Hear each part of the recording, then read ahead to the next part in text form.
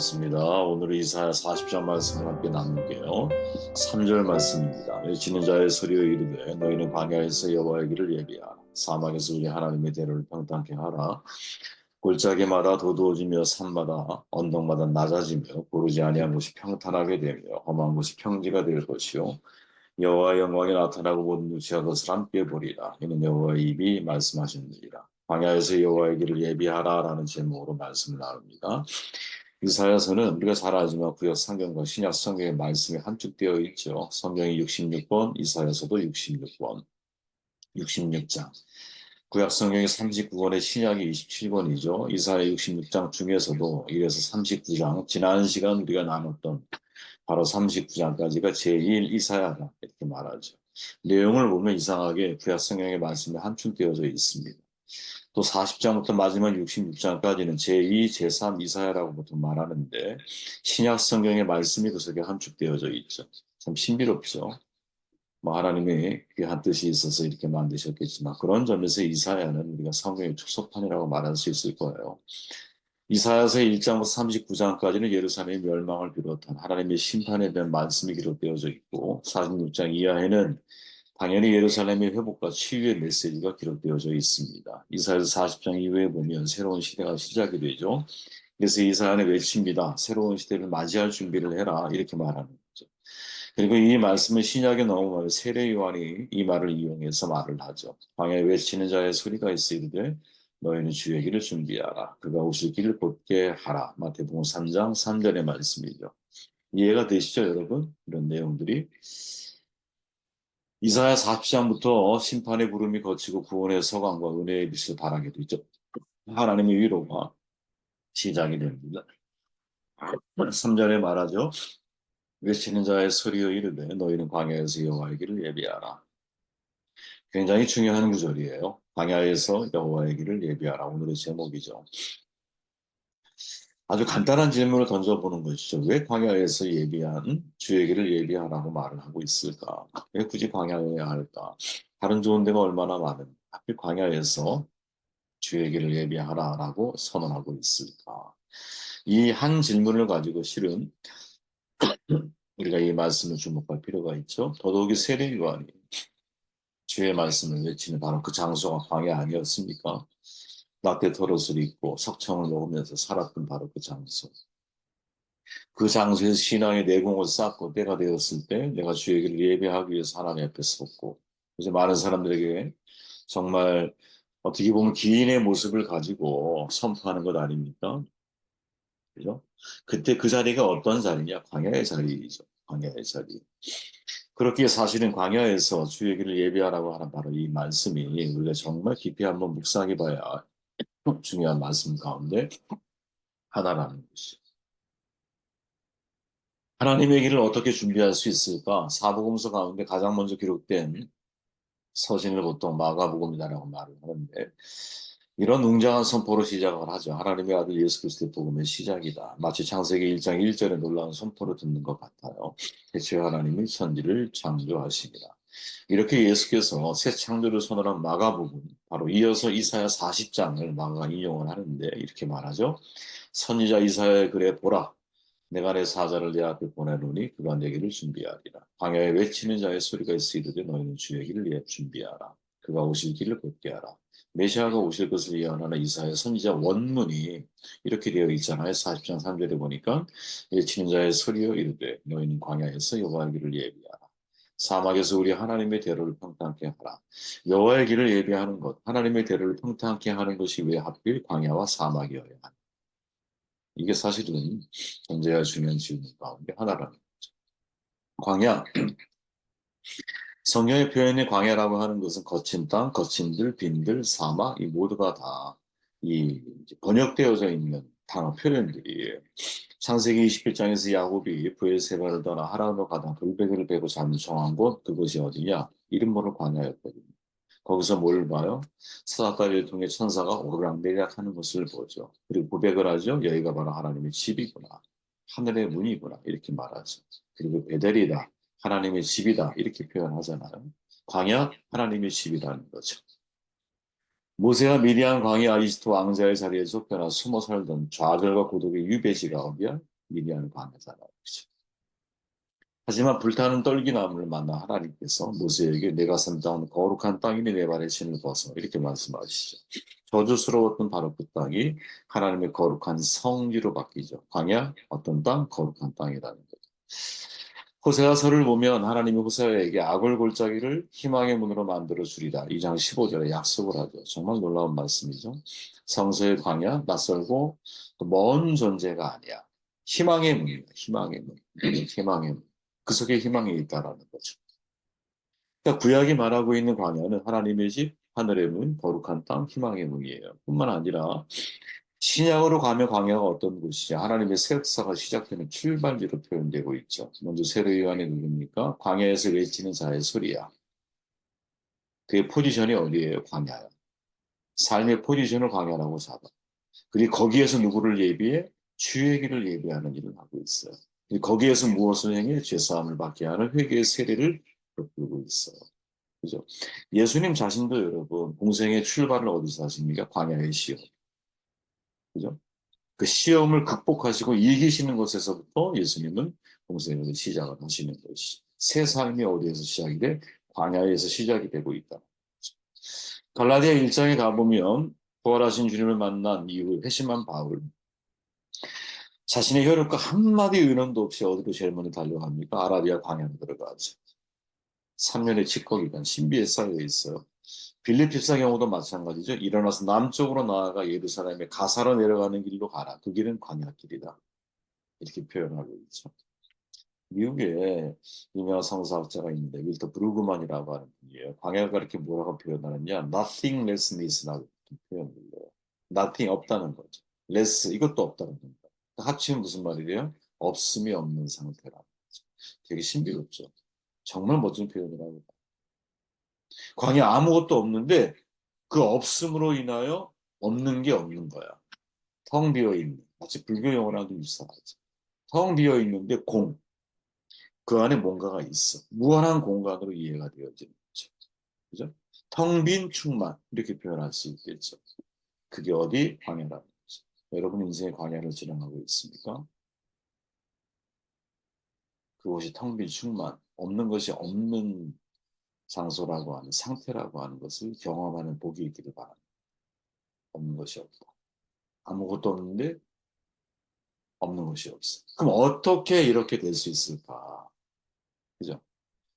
광야에서 말씀을 들어야 되는 거죠. 광야에서 말씀을 들어야. 전에 말씀드렸지만 히브리어로 광야가 미드바르예요. 미드바르. 이 미드바르라고 하는 두 단어가 여기서 파생이 됐는데 하나는 다바르란 단어, 또 하나는 드바르라고 하는 단어인데 다바르란 단어 뜻이 뭐냐? 하나님 말씀을 듣고 순종한다 이런 뜻이에요. 그러니까 광야는 뭐냐? 하나님 말씀을 듣고 순종하는 곳이라는 거죠. 근데 같은 단어에서 뭐가 나왔느냐? 드바르가 나왔어요. 그럼 이건 뭐냐? 지성소예요. 그러니까 광야가 가장 거룩한 곳이 되었을까? 하나님이 거기에서 지성소 말씀하시는 장소, 만남의 장소, 하나님과의 만남. 즉, 텅 비었는데 텅 비었기 때문에 하나님의 음성으로 가득 찼다.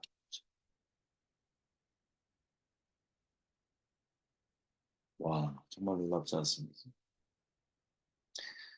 세상의 소음이 내 머릿속에 가득하면 하나님 말씀이 내 속에 안 들어오죠. 엘리야가 세미한 음성을 들을 수 있었던 이유는 광야로 하나님 그를 내보내셔서 그죠? 그 앞선 시끄러운 천둥 번개 같은 소리를 듣게 하신 이후에 그 속에 하나님이 없어. 근데 언제 세미한 음성을 하나님을 나에게 듣게 하시는데 그때 내가 다시 사는 거죠. 그래서 마에스터 에크하르트 유명한 정말 좀 신비주의 영성가이지만 하나님을 깊이 이해했던 사람이니까 하나님께 도달하는 과정이 뭐냐? 영혼의 무엇을 덧붙이는 것이 아니라 영혼에 묻은 그 무엇을 털어내는 것입니다. 털어내야 한다는 거죠.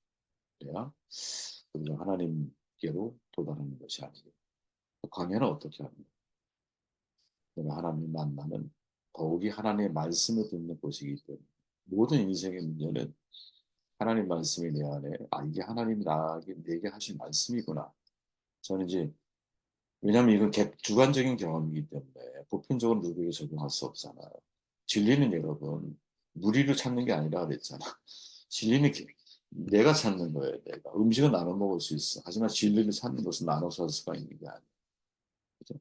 제가 여러분들에게 해줄 수 있는 것은 진리를 찾아가는 길, 또 제가 찾았던 진리의 경험들 소개해드릴 수 있지. 근데 그거를 직접 경험하고 체험하고 내 것으로 소화해서 만드는 것은 여러분 자신.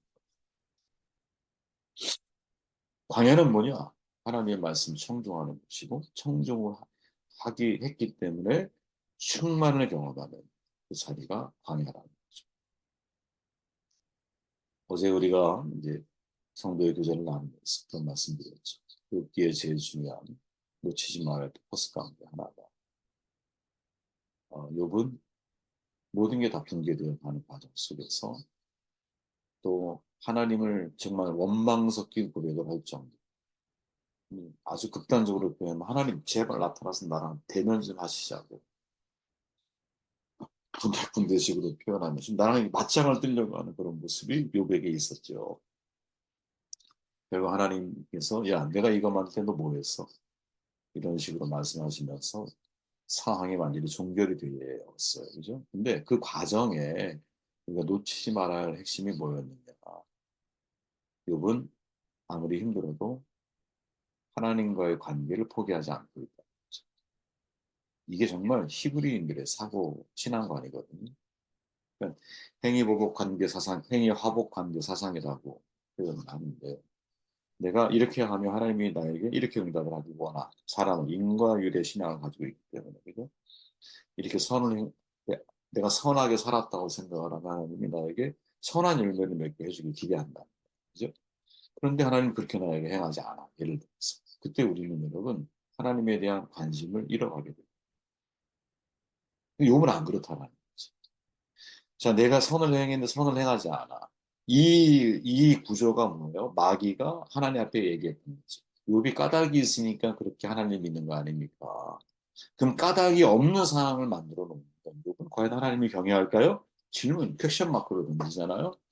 그러니까 하나님이 그 시험을 허락하실 수밖에 없는 이유는 욥은 하나님이 욥에 대한 신뢰가 너무 커. 그 신뢰에 대한 응답을 욥 스스로 증명해내야 하는 자리에 서게 됩니다. 욥 스스로. 근데 욥의 위대함이 뭐냐? 그 가운데서도 원망이 있어. 하나님이 도대체 나에게 이런 일을. 그죠? 왜 나를 이렇게 힘들게 하십니까? 뭐 얼마나 많은 이야기들이 있었겠어요. 그럼에도 불구하고 욥은 내가 하나님 앞에 내 심정을 토로할지언정 하나님을 등지고 외면하지 않는다. 관계성을 포기하지 않는다. 이게 여러분 우리 신앙인이 배워야 할 정말 신앙의 내공이라고 봐요. 저는. 인생은 여러분 모호함을 견디는 힘이 있어야 되거든요. 모호함을 견뎌낼 수 있는 힘, 이게 경로사고라고 하는데 인생이라고 하는 것은 모호함이라는 게 있잖아. 그죠? 모호한 게 얼마나 많아. 이 모호함을 피하기 너무 힘들잖아. 모든 신앙이 위대한 사람들은 하나님의 부재현상을 경험한 사람들이거든요. 그죠? 우리 이- 그저 돌아가신 분 인도의 성자 수녀님 계시잖아. 수녀님도 마지막 순간에 하나님이 느껴지지 않고 마치 히스기야가 여호와의 신이 잠시 히스기야를 떠났다라는 표현처럼 하나님의 부재현상을 경험하고 헨리 나웨이 신부님도 역시 마찬가지. 신앙의 위대한 형성가들은 다 하나님의 부재 현상을 경험을 해요. 근데 그 부재 현상의 때에 무엇? 내가 하나님과의 관계성을 포기하지 않을 수 있는 이게 진짜 신앙의 내공이라는 거지. 저는 저와 여러분들이 그거를 훈련해야 한다고 봐요. 근데 여러분 하나님을 내가 멀리 느껴지게 되는 때가 언제냐? 그 인생의 광야를 지난 때죠. 근데 그 자리가 드바르, 지성소라는 뜻을 가지고 그 자리가 다바르, 하나님의 말씀을 듣고 순종하는 자리다. 히즈웰의 노래 가운데 광야를 지나며 라는 노래 있잖아.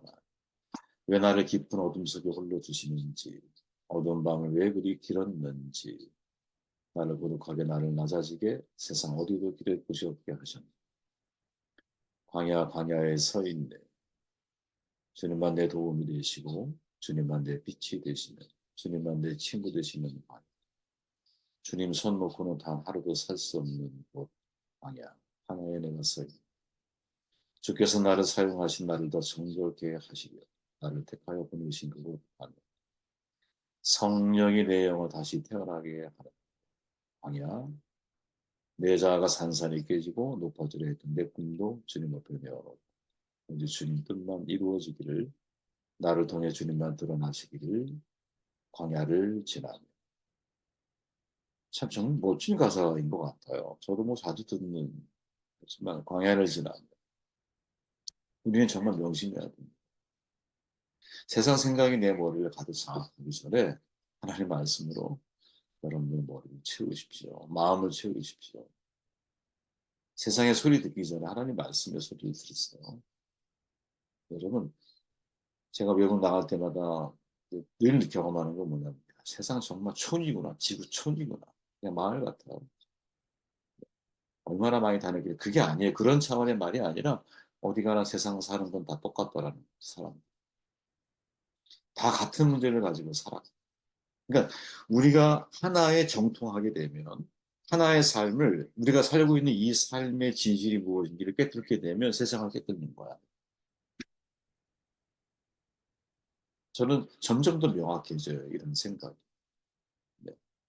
마치 어느 한 분야에 최고가 되면 다른 분야에 최고가 되는 거 쉽잖아요. 그런 거 똑같아요. 어느 한 거를 내가 통달하게 되면 이 세상의 삶의 세계관, 가치관 이것을 내가 직시하게 되고 정확하게 파악하게 되면 저는 신앙생활하는 게 어렵지 않다. 네.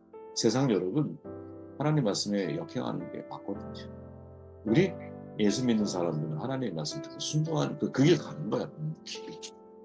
모함을 견딜 수 있는 힘, 견뎌내는 힘 이게 여러분들의 이 새벽에 여러분들에게 은혜를 주어졌으면 좋겠어요.